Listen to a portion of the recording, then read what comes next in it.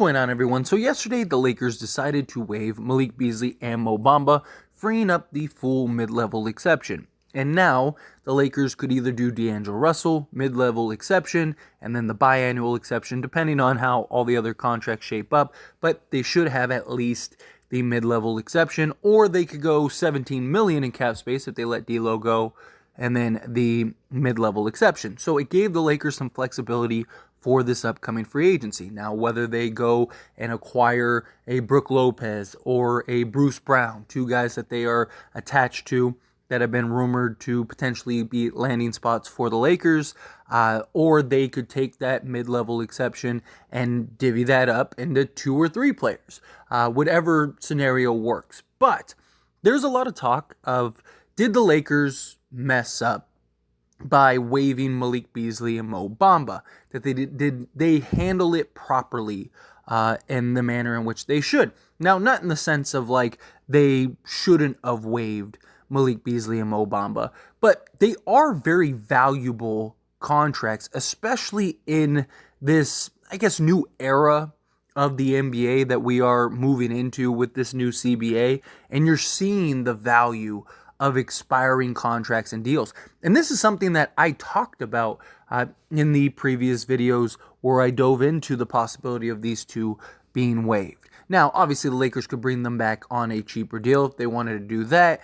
If they don't want to keep them, it doesn't really matter either way. But it was almost $27 million in cap space that you could have used to go and acquire another piece or two. Right? And we haven't even really moved. Well, today now is officially free agency, but at the time, we hadn't even really moved into free agency. Now, there's always the ideas of like, oh, well, this trade could happen, or conversations back and forth, and maybe the Lakers had just conversations and try to get a real gauge of what they could have gotten, and it just didn't seem right. But you never know what tomorrow brings, right? And yes, you had a choice, right? Unfortunately, the timeline wasn't till the end of the offseason. It was before the offseason even began, or before free agency even began, to where you had to make this decision. So the safer route is to just waive these guys and move on.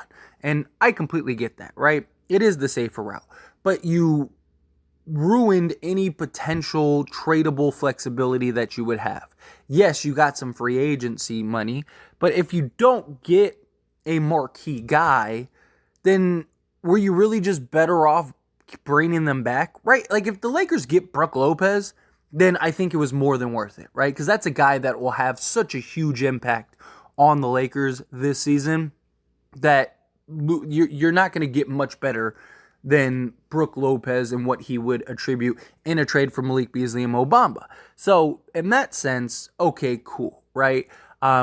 If they get a guy like Bruce Brown, personally, look, I don't hate the idea of Bruce Brown. I like Bruce Brown a lot. I think he could really help the Lakers. I just think he's kind of like another thing that we already have, that whether you think he's better than that or not, still it's things that we already have, and it's not a necessity. Where personally, I would have rather just kept the salary at that point and then moved in a direction to try to find a trade, or worst case, you keep those two, and then at the trade deadline, you probably almost definitely could move them, because you're going to have a whole new list of teams that have players, or teams that want to get out of contracts, or teams that don't want to lose guys for nothing, right? You know, Buddy Hield, right? He becomes available, right? If he's not available right now, or if he doesn't get traded right now, at the trade deadline, wouldn't they rather, instead of just losing him for nothing, wouldn't they rather actually sign him or trade him? Yes, very likely. Miles Turner, right? Do they say, okay, well, it's time to, Chicago with DeMar DeRozan, right? Do they look at it as like, hey, well, DeMar's going to leave, we don't want to lose him for nothing?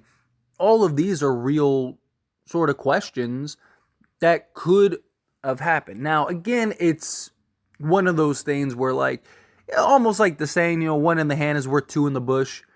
Better to get the cap space and then have that flexibility cap space wise, and try to see what you can maybe work out and create, Because again, it doesn't have to be a Brook Lopez. It doesn't have to be a Bruce Brown. Let's say they get like a Seth Curry and a Kelly Oubre for that $12 million. Like, cool. I think that that's upgrades over Mo Bamba and Malik Beasley, but is it that big of an impact? Is it that much of an upgrade to where, it's like, we could have just kept those two guys, and Beasley still gives you more upside than both of those guys, and you also had those tradable salaries, which could be valuable for another day, right?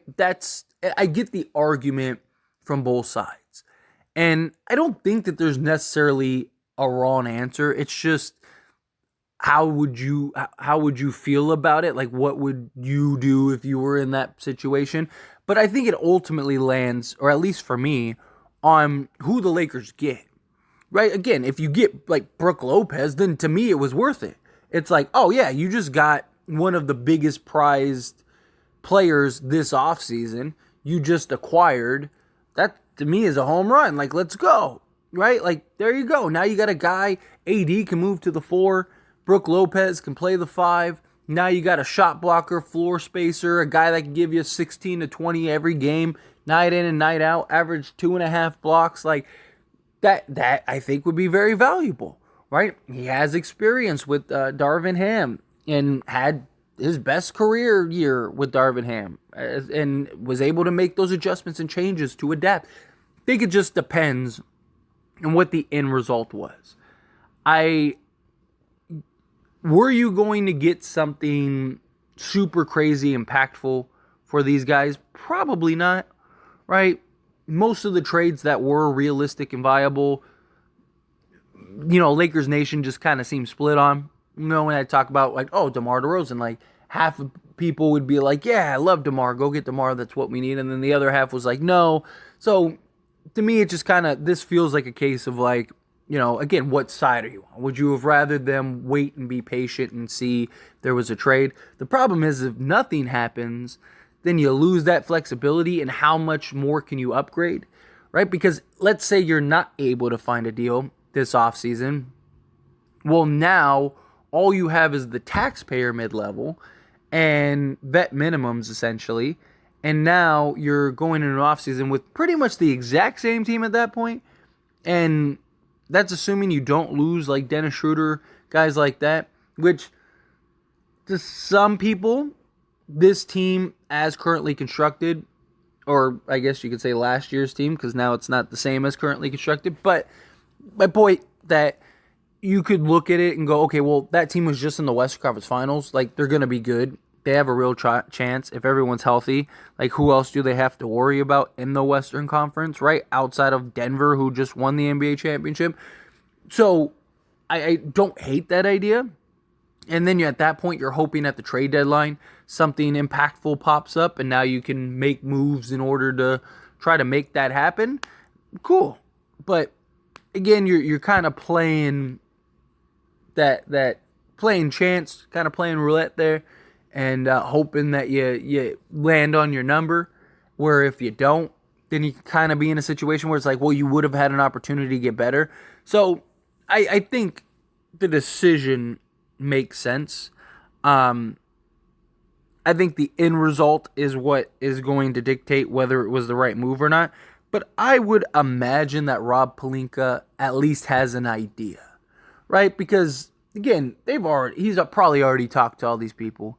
He probably knows what players actually have real interest and which ones don't, right? So, sure, are there some guys that are on the fence? I'm sure. But I'm sure he has an idea of like, okay, well, I have a real chance of acquiring Brook Lopez, or I have a real chance of acquiring Bruce Brown, and we would rather have those guys over Malik Beasley and Mo Bamba. We could even re-sign Malik Beasley and Mo Bamba if we go get Brown. Like, those kind of things, sure, I get it. Guess that makes sense. But anyway, as always, this is a discussion, so I pass the question on to you. Let me know your thoughts and opinions down in the comments below. What do you think? Do you think it was the right move, waiving Malik Beasley and Mo Bamba, clearing up the cap space? Are you on the team of, or side or whatever, of like, hey, no, you should have kept them, that $26 million, $27 million in tradable salary, plus the, the 125% rule, all those things. Like, would you have rather that route? However you feel, whatever your thoughts are, I'd love to hear it. So let me know down in the comments below.